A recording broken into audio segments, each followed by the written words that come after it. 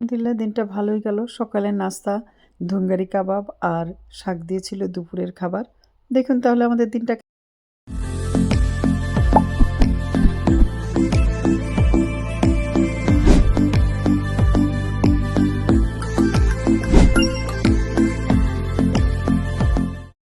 আসসালামু আলাইকুম সবাইকে।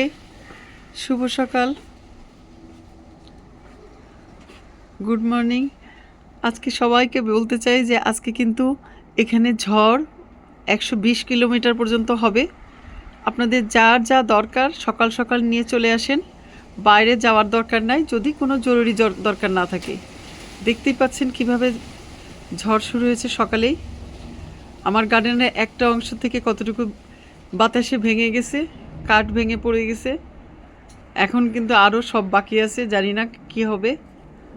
দোয়া করছি সবাই যেন ভালো থাকে।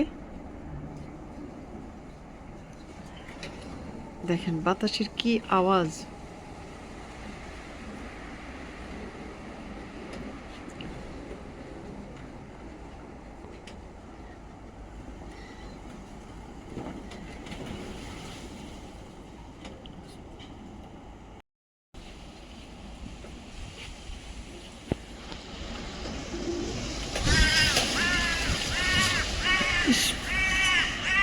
ঝড়ের চোটে পাখিগুলো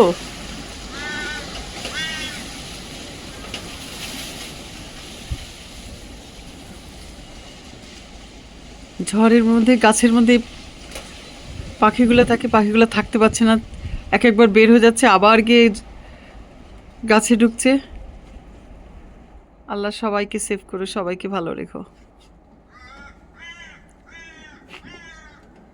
শুনতে পাচ্ছেন পাখির আওয়াজ, কাক পাখি সব ডাকতেছে। আমার কেমন যেন ভয়ই লাগতেছে। আল্লাহ সবাইকে হেফাজত করুক।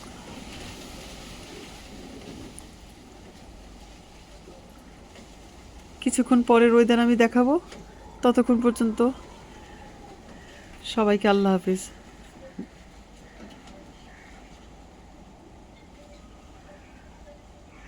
ঠান্ডা ঠান্ডা ওয়েদার, ব্রেড খেতে মন চাচ্ছে না, তাই পেঁয়াজ কাঁচামরিচ ধনেপাতাকে কুচি করে লবণ সাথে দিয়ে দিলাম দুটো ডিম। ভালো করে ফেটে নিলাম প্যানের মধ্যে একটু তেলকে ব্রাশ করে, তারপরে দিয়ে দিলাম ডিমটা, একটু মেলে নিয়ে দিয়ে দিলাম রুটি। এটা আমি এখানে রেডিমেডই কিনতে পাই, কিনে রেখে দিই।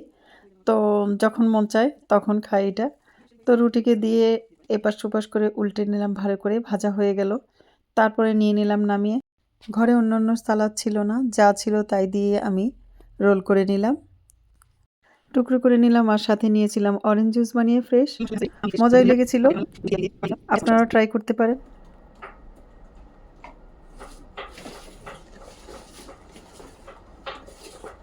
অনেক জোরে বৃষ্টিও এসেছিল, ঝড়ও হলো, আলহামদুলিল্লাহ থেমে গেল। দেখতেই পাচ্ছেন অ্যাম্বুলেন্সের আওয়াজ হচ্ছে বাইরে। নিশ্চয়ই কোনো সমস্যা কোথাও কারো হয়েছে। ওই যে পাখিগুলো কি করতেছে ঝড়ের মধ্যে।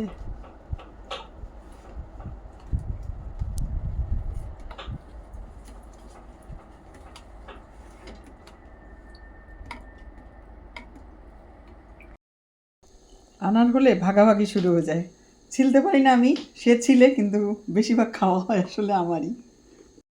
তারপর বানিয়ে নিলাম লখনৌর নামকরা ধুঙ্গারি কাবাব। বেশ অনেক দিন ধরে বানানো হয়নি, তাই বানিয়ে ফেললাম।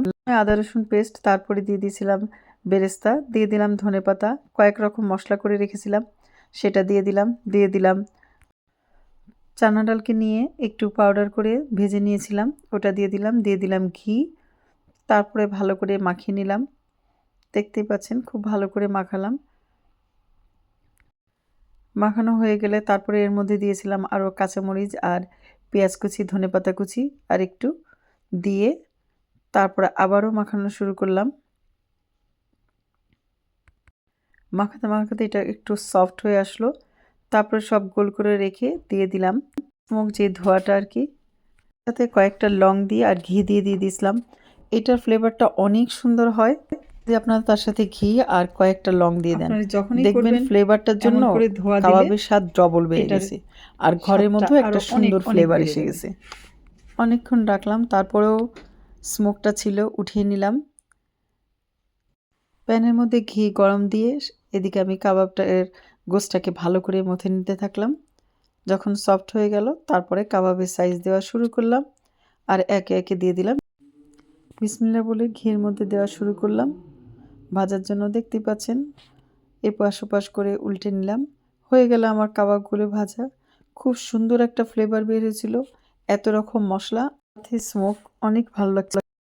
মাশাল্লাহ মাশাল্লাহ হয়ে গেল আমার কাবাবগুলো। এখন আমি উঠিয়ে নেব সবগুলি। আর এগুলোকে বেশি ভাজা যাবে না, তাহলে ভিতর যে সাপ যেটা থাকে নরম নরম ভাব সেটা তাহলে চলে যাবে। অনেকভাবে হয়তো আপনারা পুঁই শাকের ভর্তা খেয়ে দেখছেন, কিন্তু এই অল্প উপকরণ সামান্য কিছু জিনিস দিয়ে করলে পুঁই শাকের যে ফ্লেভারটা ঠিক সেটাই পাবেন। ভেজে নিয়ে বাকিটা দেখাচ্ছি। শুকনো মরিচ, কাঁচামরিচ আর রসুন দুটো দিয়ে আমি ভেজে নিয়েছিলাম।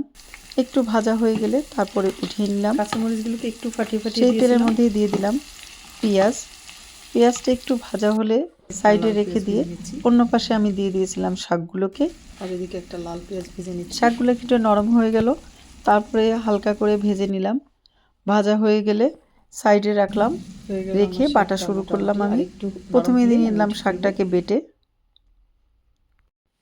দেখতে পাচ্ছেন শাকের কালারটা একদম ডিপ ছিল, ঢাকনা দিলে কালারটা নষ্ট হয়ে যায়। তো আমি শাকটাকে আগে বেটে নিয়ে তারপরে দিয়ে দিলাম শুকনো মরিচ, লবণ, কাঁচামরিচ। ওইটা বাটা হয়ে গেলে রসুনটাকে আধা আধা বেটে নিলাম। পেঁয়াজ মরিচটাকে আধা আধা করে বাটলাম। রসুনটাকেও এত মিহিন করলাম না। এগুলোকে ভালো করে মাখিয়ে নিলাম। সাথে দিয়ে দিলাম একটু লবণ আর সরিষার তেল।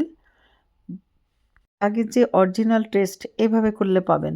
গার্ডেনের দরজা খুলে ওয়েদারটা দেখলাম দুপুরবেলা। এখন মনে হচ্ছে যেন সন্ধ্যা হয়ে গেছে।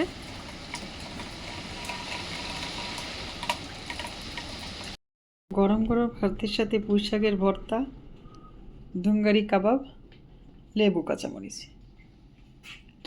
কয়েক রকম তরকারি ছিল, কিন্তু এই দুটো দিয়ে খাওয়া হয়ে গেছে মাশাল্লাহ। কিছুক্ষণ পরপর গার্ডেন দরজা খুলে দেখি কি অবস্থা। আবারও একটু বৃষ্টি আসলো, বাতাস অনেক জোরে হচ্ছিল। সন্ধ্যা হয়ে এলো, প্রায় 6টা বাজে আর 2 মিনিট বাকি আছে। কিছুক্ষণ পর পর একদম হু হু করে বাতাস হচ্ছে। তো আলহামদুলিল্লাহ আগের থেকে অনেকটা কমেছে।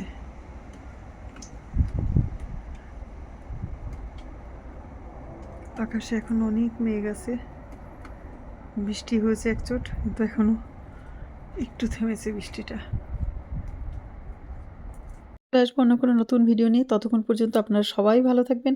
আজকে তাহলে এই পর্যন্তই। আল্লাহ হাফেজ।